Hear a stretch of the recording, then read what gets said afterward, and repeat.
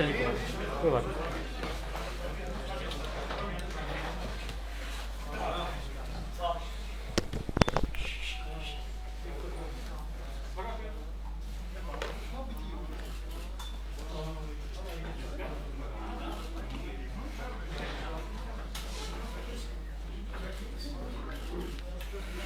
Good morning friends. जैसा कि हम लोग जानते हैं, कल जो तराल में एक इंसिडेंट हुआ था जिसमें हमारे एक एसपीओ को शहीद कर दिया गया, और जब उसकी वाइफ और बेटी बचाने आई तो मिलिटेंट ने उस पर भी अंधाधुंध फायर किया, उसको भी शहीद कर दिया।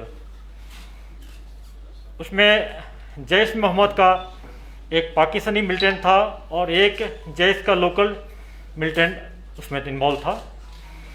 उसको हम लोग आइडेंटिफाई कर लिए हैं, पीछे पड़े हैं, ट्रैक कर रहे हैं, बहुत ही जल्दी उसको हम लोग न्यूट्रलाइज कर लेंगे।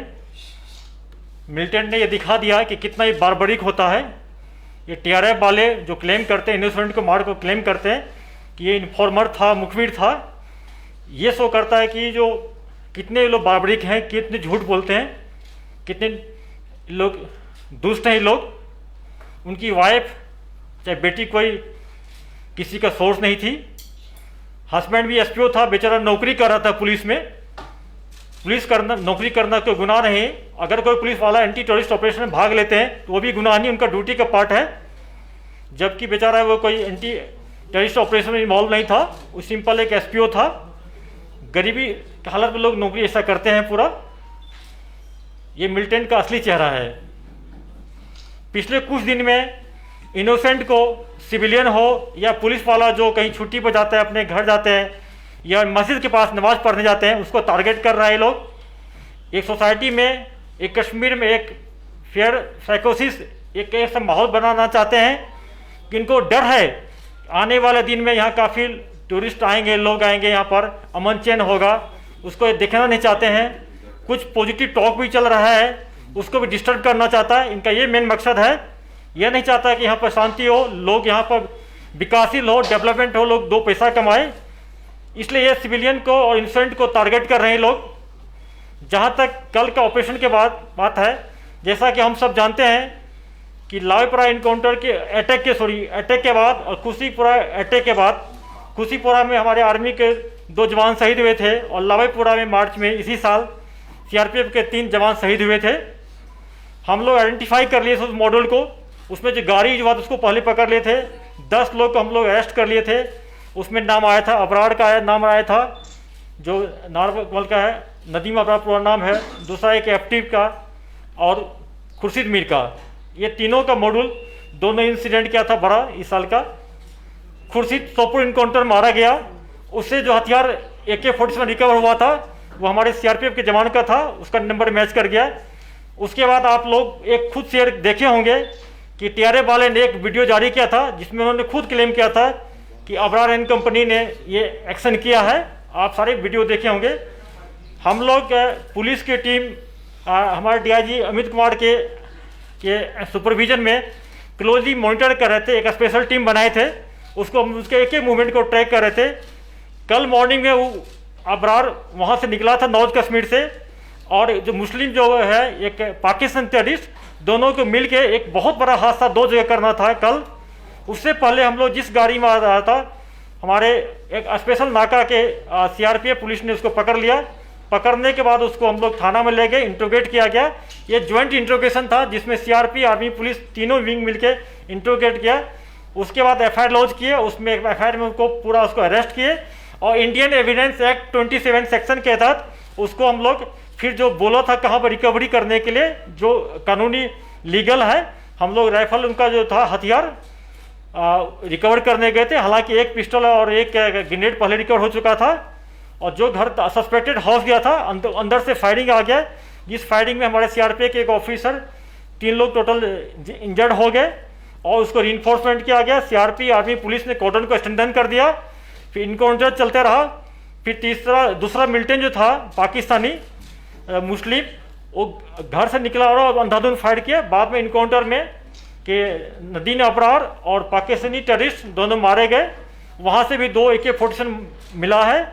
ये पुलिस और सिक्योरिटी फोर्स के लिए बहुत कामयाबी हो, क्योंकि ये मॉड्यूल जो था ये पाकिस्तानी और ये नदीम अबरार, इसका टारगेट था कि बार बार इस एक्सिस पर नारवल से लेकर हैदरपुरा के बीच में बार बार एनएच को टारगेट करना, सिक्योरिटी फोर्स पर हमला करना और वेपन स्नैचिंग करना, यह इनका टारगेट रहा है। इसके लिए मैं अपनी सिक्योरिटी फोर्स को बहुत मुबारकबाद देता हूँ। और मैं मिलिटेंट्स के पैंट से बार बार फिर से अपील करना चाहता हूँ कि सिक्योरिटी फोर्स पुलिस का फेस देखिए आप लोग। लाइव इनकाउंटर में हम लोग सरेंडर लेते हैं, उनको जिंदा रहने का मौका देते हैं कि लाइव इनकाउंटर में, लेकिन अगर कोई टेररिस्ट इस ढंग से इनोसेंट सिविलियन को किलिंग में इन्वॉल्व होगा, सिक्योरिटी फोर्स पुलिस पर अटैक करेगा, उसको हम लोग नहीं छोड़ेंगे। पूरा इन्फॉर्मेशन जनरेट करके उसको न्यूट्रलाइज करते रहेंगे। अगर कोई क्वेश्चन है तो पूछ सकते हैं। सर, श्रीनगर में जो मॉड्यूल एक्टिवेटेड हैं, खासकर जो सिविल लाइंस एरिया जो मोर और लेस मिलिटेंसी फ्री था काफी सालों से, वहां 2-4 अटैक हुए, एक बागात में हुआ, फिर सीआईडी इंस्पेक्टर को। तो श्रीनगर में क्या रेजिडेंट मॉड्यूल मौजूद हैं लश्कर को, जो रेजिस्टेंस फ्रंट खासकर जो जिम्मेदारी ले रही है, आपको लगता है वो चैलेंज है उसको अभी? जैसा कि हम सब जानते हैं कि सितंबर फर्स्ट वीक में हम लोग ने ये अनाउंस किया था कि श्रीनगर टेररिस्ट फ्री जोन हो गया, सही में हो गया था।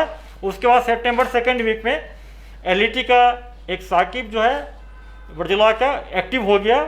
उसके बाद खुडबनी रेडबनी से जब आर्मी का पुलिस का वहाँ पर बहुत सिक्योरिटी फोर्स का प्रेशर पड़ा, तो खुडबनी रेडबनी से सीट होके अब्बास से श्रीनगर में शेल्टर लिया है। पाकिस्तान के इशारे पर, आईएसआई के इशारे पर यहाँ पर लोकल लड़कों को कुछ 5-6 को एक्टिव किया है, जो अपने को टीआरएफ कहते हैं, बल्कि एलईटी के ये टेररिस्ट हैं। उसमें जो फुल टाइम टेररिस्ट है उसको हम लोग पूरा ट्रैक करते हैं। जो पार्ट टाइम टेररिस्ट है, जिसको हाइब्रिड टेररिस्ट को कहते हैं हम लोग, उसमें थोड़ा दिक्कत तो आती है हम लोग को, लेकिन हम लोग पूरा इसको सर्वेलेंस रखें, बहुत जल्दी इसको भी न्यूट्रलाइज कर लेंगे हम लोग।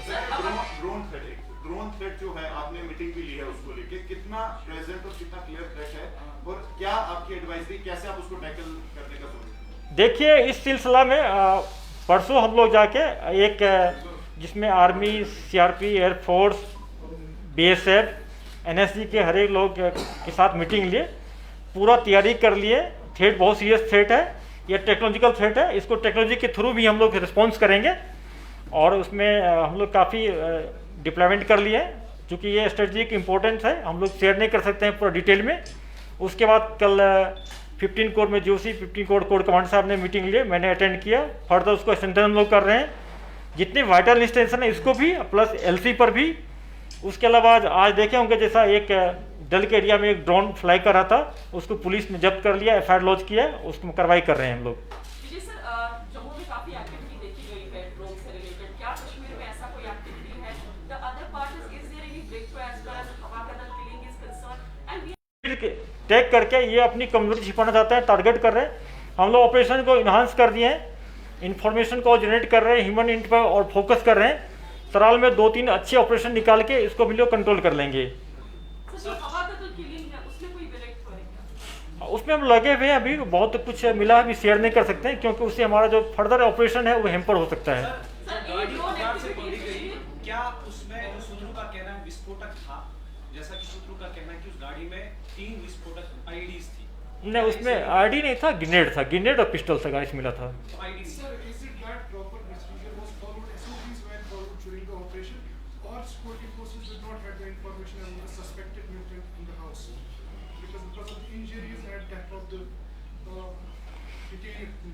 देखिए, एसओपी का कोई रूल होता है, एसओपी जो होता है, ग्राउंड पर जो ऑफिस लीड करते हैं, जो हैंडल करते हैं कटिंग एज पर, वो टोटल लेटर स्पीड पे इम्प्लीमेंट नहीं हो सकता है।